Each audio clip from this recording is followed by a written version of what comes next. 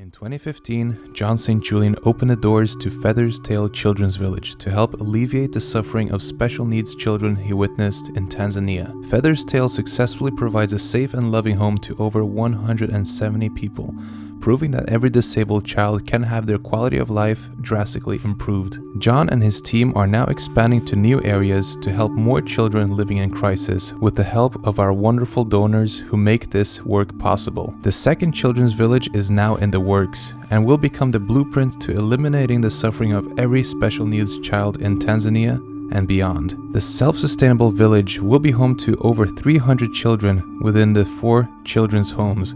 The therapy center will focus on providing the best care possible using physical and cognitive therapies. There will be separate houses for single parents with disabled children. The single mothers will have the opportunity to become caretakers of other children as they likely qualify highly for this work. We have a long way to go to complete the village, and we're working hard to gather the resources to move on to the next phase of the project. And if you feel called to help us build our second children's village, visit www.sharetanzania.com/invisible children and see how you can help partner with us on this project today.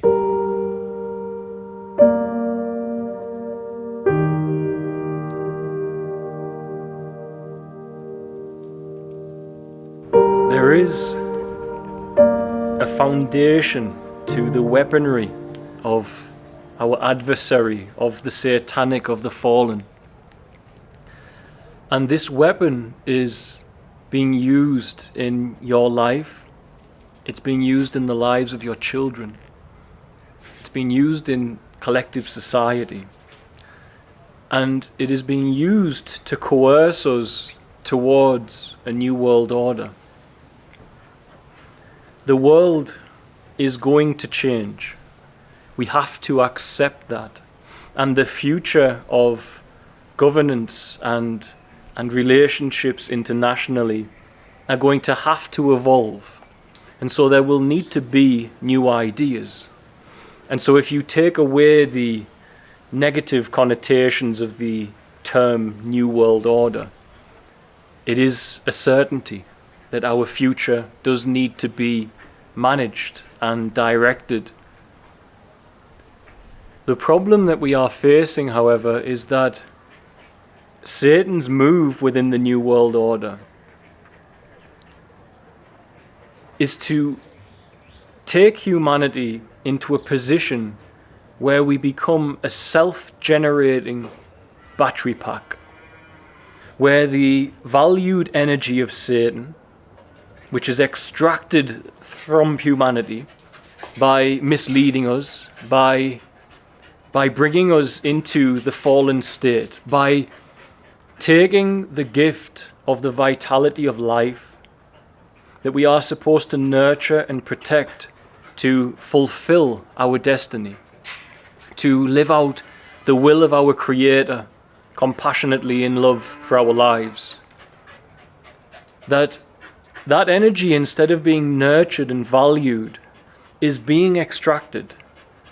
And that extraction takes place in the form of young men all around the world, for instance, who take this finite energy, which will ensure the future generations of their bloodline have opportunity, that their children are raised well, that they themselves become more morally upright and powerful men. And that energy is sold in exchange of our destiny, our future with God.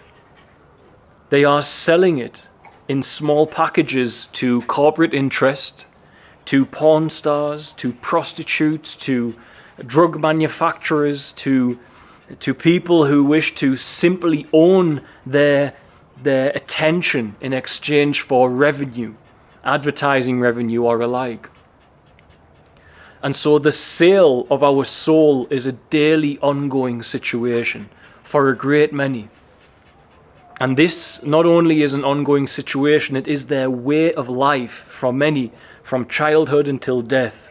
They will simply every day live a life with less energy and joy than they are supposed to have, because they are selling it into this satanic extraction matrix. The New World Order that is ahead of us aims and has been moving in us using this tool that I'm going to expose to you to take away the pillars, the foundations in society that allow man to question that way of life. The pillars in society, our religion, our spiritual practice, our family unit, men who lead families well, as it says in the Bible, act like men. To destroy that family unit, to take mothers who do not behave in the same nurturing manner or provisional manner that they can. The erosion of these pillars that allow us to question if we want to live a life permanently surrendered to worldly desire, they will be eradicated in the building of the New World Order if Satan gets his way. And this New World Order has been going on for some time. Those humans who are used by the true enemy beyond this dimension, their lives may be only as long as you and I, but the entities that are using their lives live far longer, are far more organized, are passing on information to the next generations. Meanwhile, the working man is rarely documenting the wisdom of life that he learns to pass to his children or grandchildren. The entities that are using these people are mastering a plan that to you and I, living 70, 80, 90, 100 years, the notion of such a plan seems immense. But if you are an entity that is living way beyond there and can inhabit humans as an avatar to do your will here, then these plans are simply new and fresh. They are waiting for the species we are to develop intellectually, technologically, to enact the plan that they wish to enact, the same plan they have enacted in other areas of this cosmos, I am certain. These fallen ones, for instance, if you look at 9/11, their obsession, symbology will be their downfall. It's not symbology, it's hacking the source code.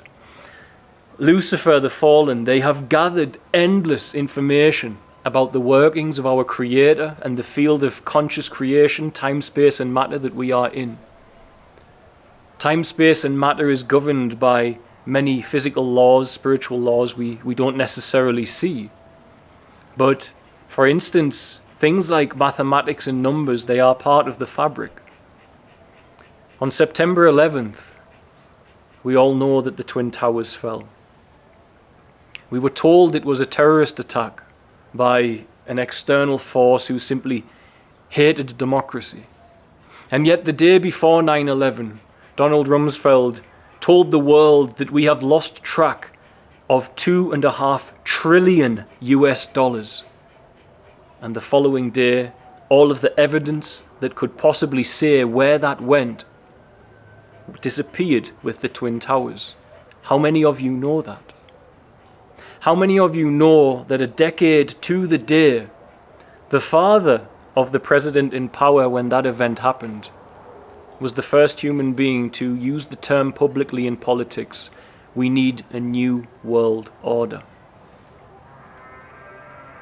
This symbology is everywhere. The power of certain numerical values in our calendar, in our time, they have power.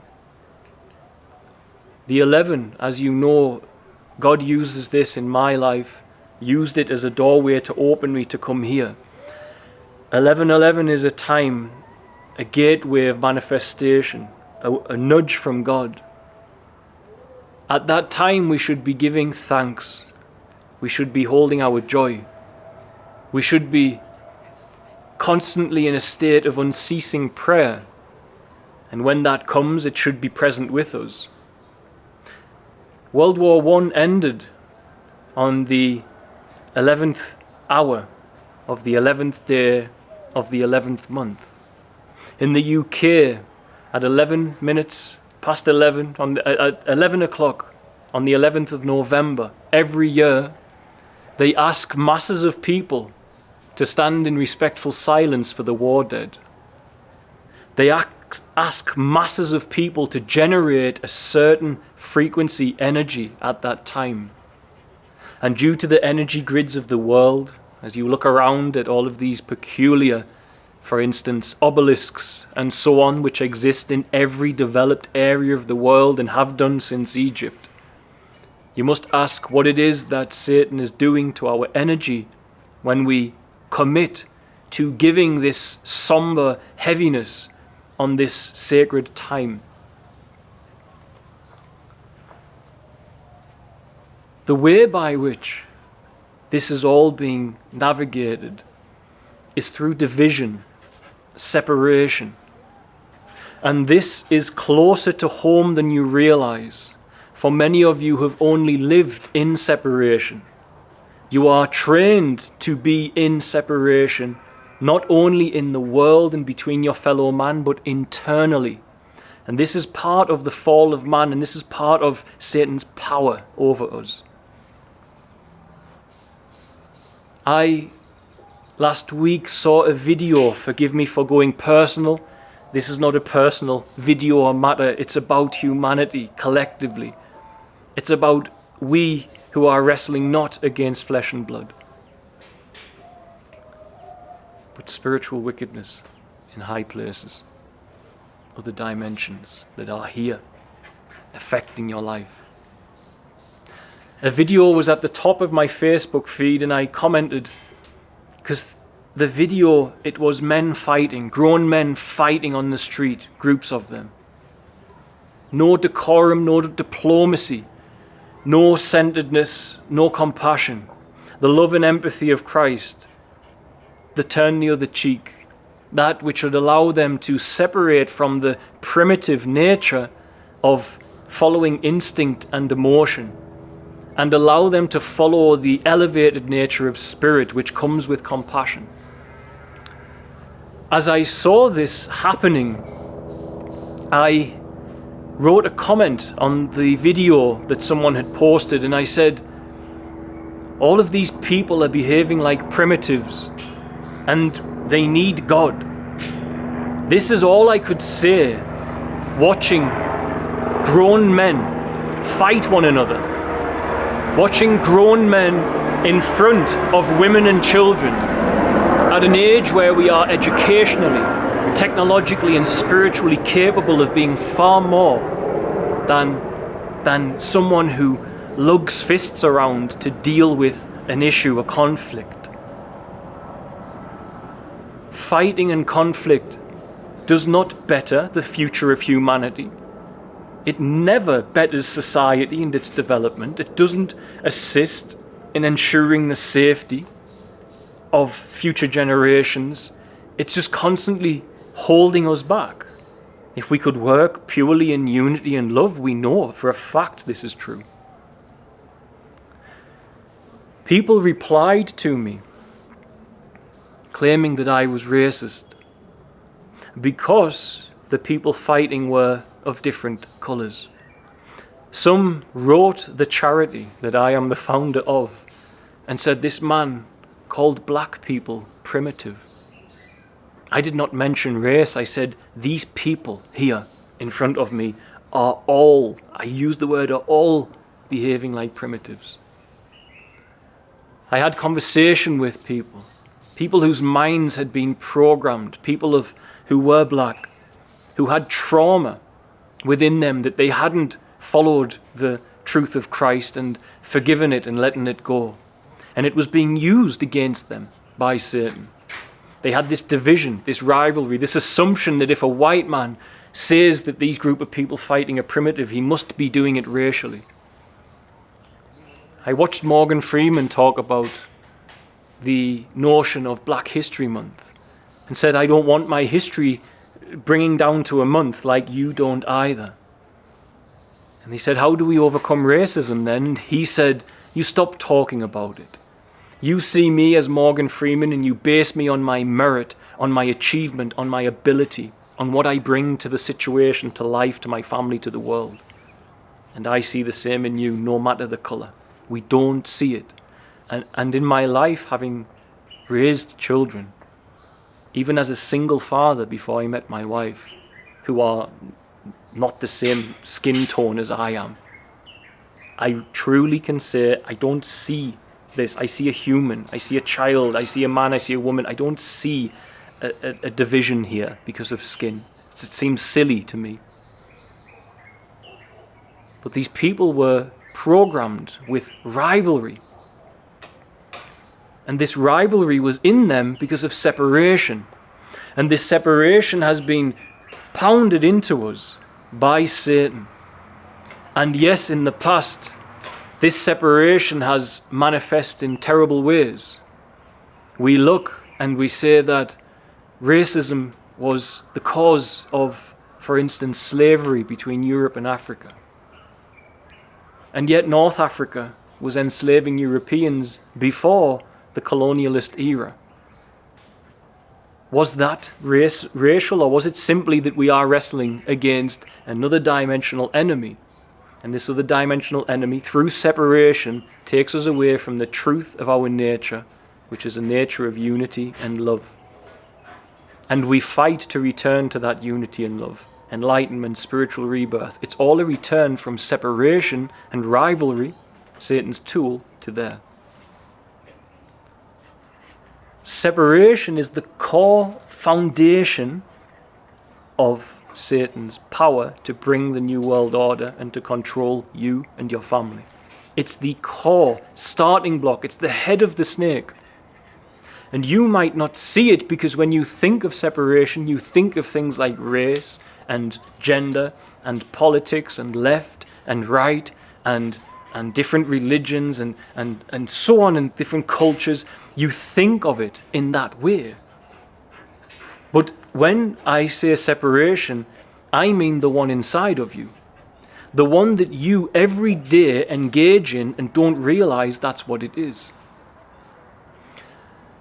Throughout the world, we have been told we should be spiritually reborn, born again.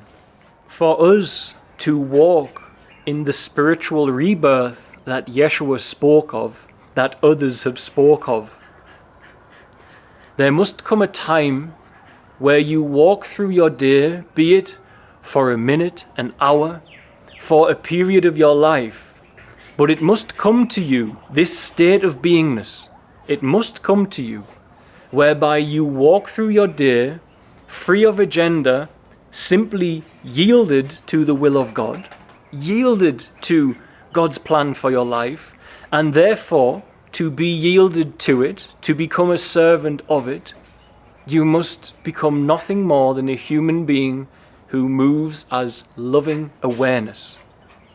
That's it. It's a blank canvas for God to work with. Most don't have that said to them. And what we find is people are in the realm of thought, saying to themselves, I am spiritually reborn.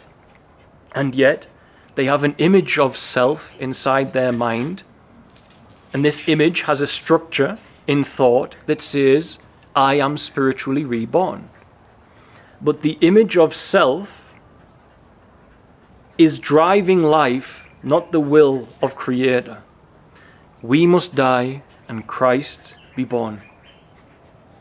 The you that must die is the sense of a personal history and a personal self who analyzes and plots and plans their way through life. And the reason for that is simple.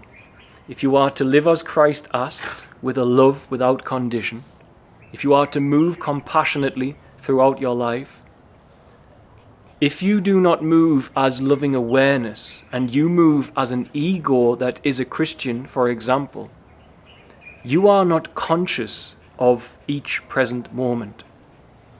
If you are lovingly aware in the gentleness of your heart of every moment that comes to you, compassionate right action will be the result of events that come to meet you in life. If you move every moment analyzing, weighing it up, moving by sight and not faith, you will not bring that compassion so easily and readily. It won't come automatically, because before the compassionate action arises of God using your body of Christ using your body, before that takes place, your thoughts will try to control it and organize it, and the connection to that fountain of givingness that God offers us, this energy of compassion and love and healing that is pouring in our hearts when we are in that state of mere loving awareness, humbled before the feet of God, accepting that you don't know how to do this and you need your Creator to guide your life. If we are analyzing, it's not there. If we are moving in the loving awareness, it is. Thoughts can't control you into that. In fact, it is the cessation of thought as the driver for your life that gives birth to the Christ in your life. It is the cessation of self, for you must die to self. You must become a living sacrifice. It is the cessation of a personal self and personal history, where you are set free into the unity and truth of original creation. Your body has fallen. Your mind is a fallen mind. The body you are in is a fallen body. That fallen body is separated from the will and the presence of God for most.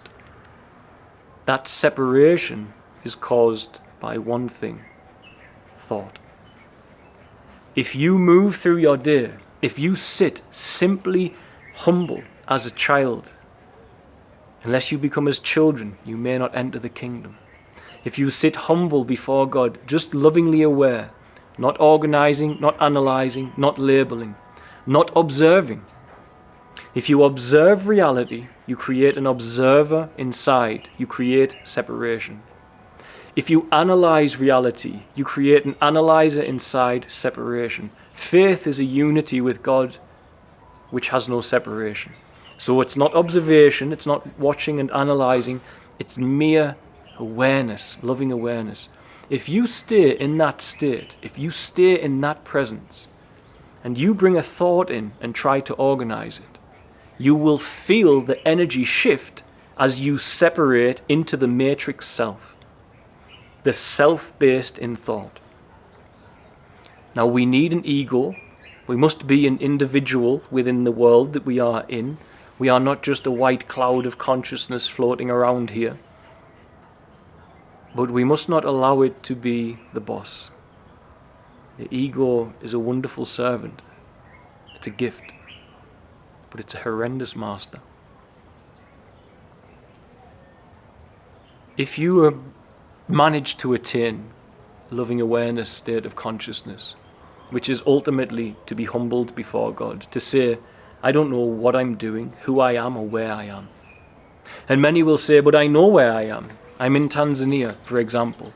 Where's Tanzania? It's in Africa. Where's Africa? It's on Earth. Where's Earth? The solar system, I'm told. Where's the solar system? The Milky Way galaxy, I am told. Where's the Milky Way galaxy? It's in the universe. Where's the universe? The multiverse? Where's the multiverse? We don't know. What's a multiverse? We don't know. Our words, our thoughts of separation, analysis, labeling, they play a game to say, I'm a knower. I know where I am. And they root us, they anchor us, they ground us. But it doesn't change the fact that it's masking the truth that you do not know where you are, nor does any scientist, nor does any religious leader, any spiritual leader. And there is a great surrender, there's a great humility born when you see that and you realize you don't know. And so all you can fall back on is the one which set you forth in creation, that knit you together in your mother's womb. And there, when you accept that, you realize that the one that was controlling it, the image of self in thought, was all just an illusion. Always. But we are building our society based on that illusion, on separation. Lucifer's first sin was pride. Pride is the original sin. Is it not pride to say, I am in control of my life and must analyze and control every single fragment of it, when you don't even know how you got here, where you are, and what you are? Is it not more humble to return to loving awareness and say, I don't know, God, but here I am lovingly aware, attentively waiting for you through creation and your power to reveal to me my destiny. Here I am before you, loving awareness, feeling whole and full, not chasing sin and selling pockets of your essence, of God's essence, which has been gifted to the human form you are, in exchange to the satanic extraction matrix for perversion into corporate interest, into prostitutes and porn stars. I'm not going to sell this gift of life in exchange for a short-term box of empty pleasure. As you arrive in loving awareness, you will see very clearly that Satan's whole system relies upon man being separated from God.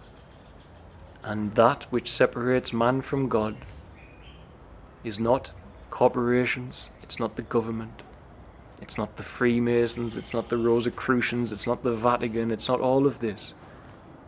It's not even another dimensional species. It's not the fallen angels, it's not the demonic. It's thought. The demonic can lead you nowhere unless it leads your thoughts. The fallen ones are alike. Thought. For thought disempowers man's plugged-inness, connectedness to its creator, and in that space of ameness, the spiritual attributes that flow freely, that allow us to manifest, that allow us to overcome in the 3D realm the frequency of the demonic or the fallen angels, that allows us to see through the veil, that allows us to see these other dimensional species that are hounding us here, that allow us to heal one another, that allow us to speak in the language of light, to pray in tongues, to edify, to build up our soul. All of that happens when man is humble, for God guides the humble. And the humblest man you can get is the one who stands before creation, accepting that he knows nothing and willing to walk in compassion with God. That's where the Holy Spirit's power manifests through human beings. But our soul is caught in a maze of the mind, and separation is the doorway to that maze, and thought starts separation. Separation creates division, division creates conflict. Unity and love is the way of Christ, it's the way of awakening. Division and conflict is the way of Satan. If mankind cannot stand before each other, connected to the sacred in sacred silence, understanding that despite how you look and I look, that we can love one another, forgive one another, move forward. We will make mistakes, but we can keep moving forward. If we stand there, we win. If we stand there, the New World Order becomes Christ. The Christ power will manifest, for Christ's power is made perfect in our weakness, meaning when we are not. The New World Order is relying on us putting thought first, meaning taking our children, and instead of allowing them to surrender here and now to their Creator in faith, putting them in school and saying, recall information from past.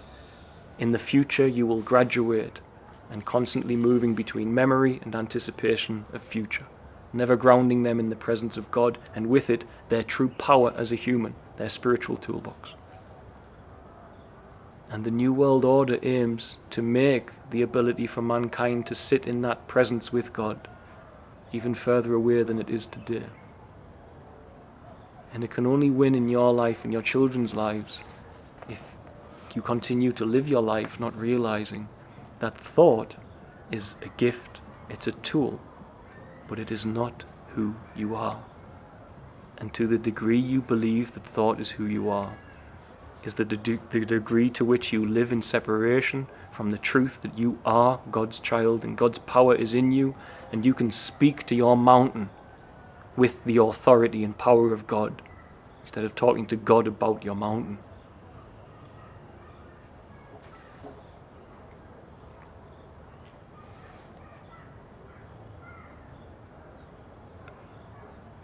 They will do anything to keep you from yielding in humility to Creator, from becoming a Christ yourself.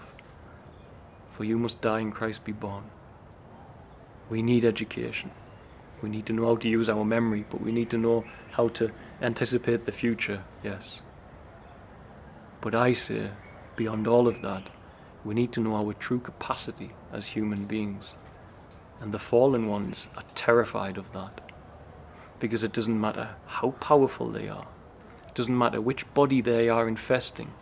If you come in love, true love, love that pours without condition, I love you, I need, want, and expect nothing from you. I love you and there's no character to pollute it inside my actions here. If you can stand in that, you have the source code present in a fallen reality. Meaning whatever you summon and write will always trump the fallen programmer of this reality, Satan. You will know them by their love, and by love alone, as the Apostle Paul said. I will leave it there. Separation, rivalry, it's all Satan. It's not a human problem, it's a spiritual problem.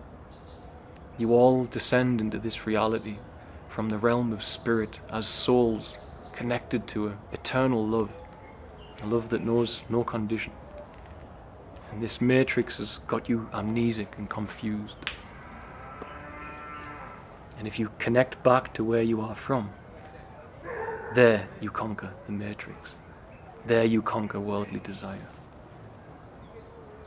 For there you become a child of God with the authority that Christ promised that you would have. I will leave it there. God bless, guys. Be well.